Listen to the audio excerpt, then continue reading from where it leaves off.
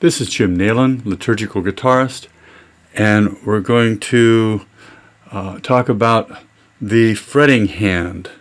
In my case, the left hand. This is the first lesson in a series of lessons on left hand technique. So we're going to start with lesson 1. It's called Scale Builder, part 1, and you can see the sheet that you can download. Let's see, there it is. Scale Builder Part 1. So you want to have that music with you. I'm not going to use a metronome in this lesson, but I'll try and keep things even, and you should use a metronome. But I'm going to dispense with that for the moment, but I'll go slow on everything, because it's really important to take these real slow at the start. A lot of guitar players. So first, let's just talk about the positioning of the left hand. We're going to play in the 9th position here with my first finger on the 9th fret. So that puts my little finger on the 12th fret. And we're playing on the 2nd string, the B string, for a reason, because we want to keep the finger tips up almost perpendicular to the fretboard. If we started on the 1st fret, the tendency would be to lay your hand flat like this, and then when you're playing like an electric player where you're playing just one note at a time, but sometimes we have to play more than one note at a time, or we need to have adjacent strings still sound. So we need to be up on our fingertips. The thumb should be behind the 9th fret. Just tucked a little bit, here it is right there, tuck it a little bit behind the fretboard. Not all the way to the center necessarily of the fretboard, but up there to where you can just maybe barely poke its head over the edge. You can, so, and then the hand should have a nice curve to the fingers. To help get them up to where you're at 90 degrees. Now, exercise 1A, we're just going to play the 4th finger and then lift it up and play the 3rd finger. The goal here is to keep your 4th or little finger very close to the fretboard. Try and keep it, ideally maybe a 1/4 inch off the string. But, a 1/2 inch is okay. Don't do this. Don't lift it way off like that. Just keep it under control. And if you're not used to doing this, then this is going to take some discipline. Oh, one other thing I should mention, looking at it from your eyesight, which I don't have a great camera angle at that, but these first two, or the 2nd and 3rd fingers, should be pretty much at a 90-degree angle as they come up from the fretboard, and then the little finger kind of comes in at an angle from this way, and the 1st finger at a little angle from this way. You want space between these fingers. Let's see if I can get, there, that's a little better angle. There, you can see these two are 90 degrees. This one's coming in from an angle towards the sound hole, and this one's coming in from a little angle towards the peg head. Okay. So, this first exercise, simply the little finger up and down, keeping it close. And this is the easiest one. The exercise 1B, now we're going to, this is the most challenging one. The little finger, you want to try and keep it hovering over the 12th fret as you lift the 3rd finger up.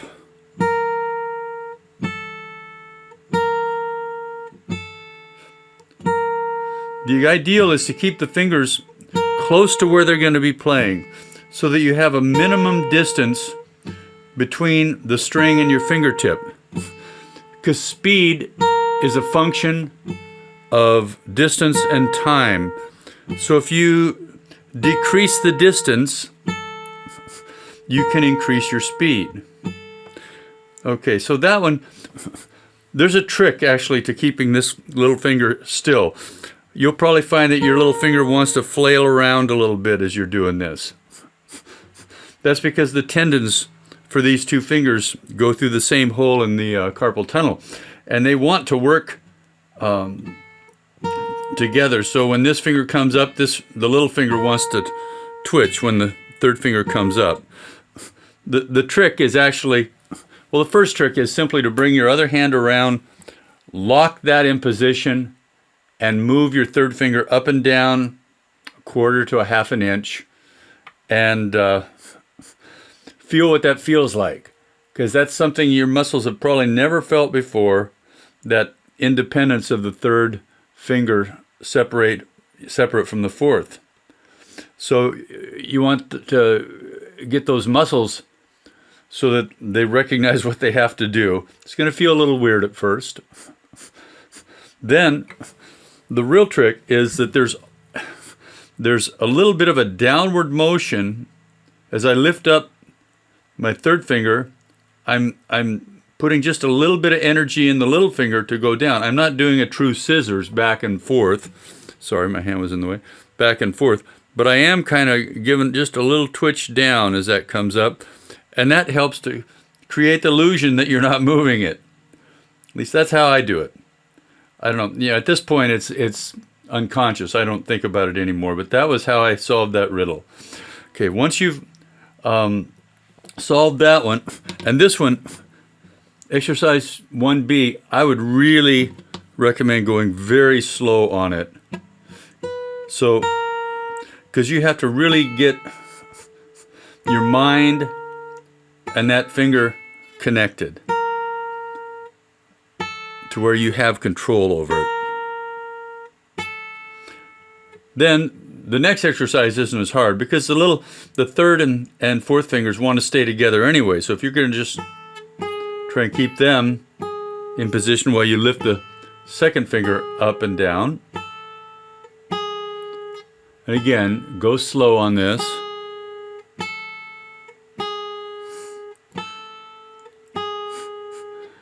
And let's see, which one is that? That's exercise 1C. Then exercise 2 is simply a little 4-note chromatic scale. So fourth finger, third, second, first, second, third, fourth. Do that over and over.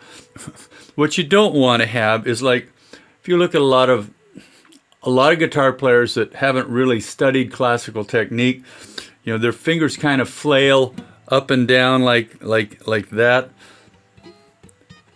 Or sometimes their fingers are not on top over the fretboard, or they're flat like that.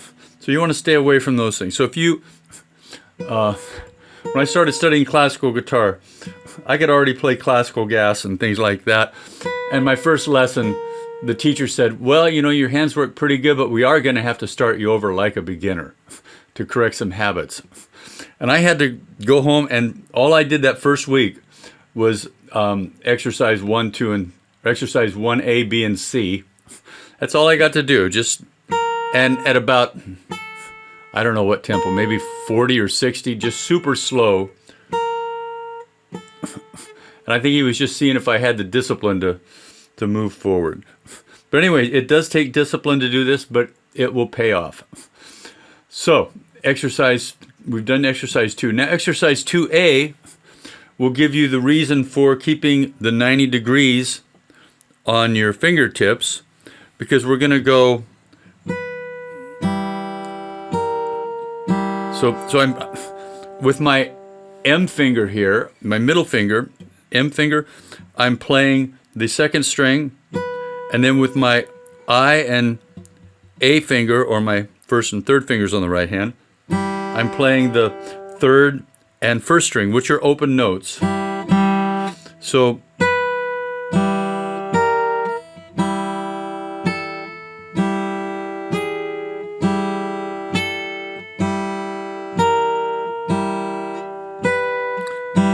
that's not very pretty, of course, but it does show that I'm able to play the notes on the second string while not muting the adjacent strings. Otherwise it would sound like this. I might get the first finger, but if my fingers are laying over, I'm going to deaden the string, the higher string. Okay. Now, the last thing is exercise 3, and this is just a chromatic, sort of a chromatic scale. We're just moving across the guitar neck like this. So let's talk about how we do that. So you can see the roundedness, the curve here in my fingers, starting here and going back this way. When I'm on the first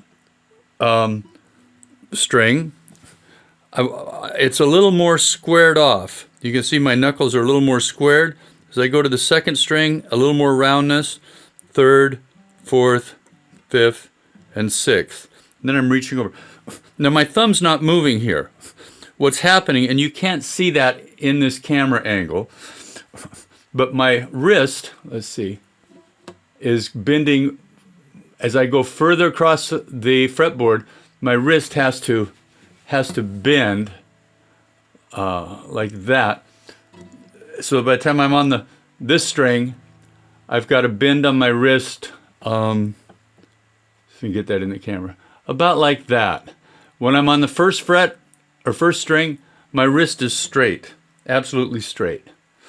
So that's the key. So this exercise sounds like we're starting on the first string, 12th fret. Now just go to the next string. So that's where it's not truly chromatic, when we're changing strings. Third string.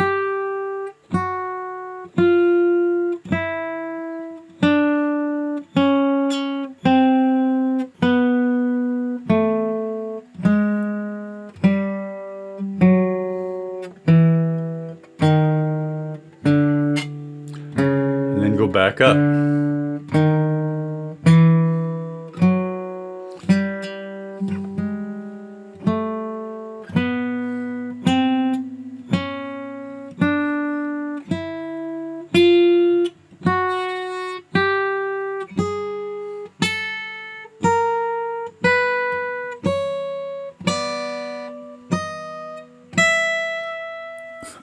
One last thing is about pressure. When you're doing these exercises, try and keep the pressure on the string that's playing.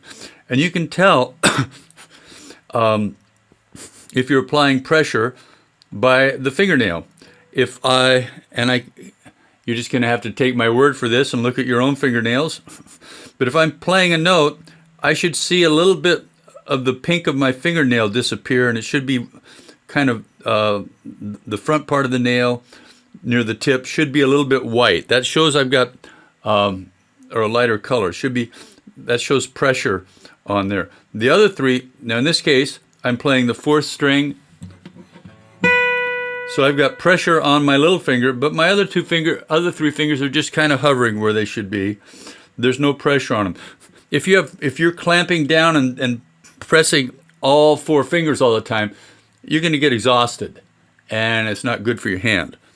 So now as I lift up the fourth finger, now I got pressure on my third finger.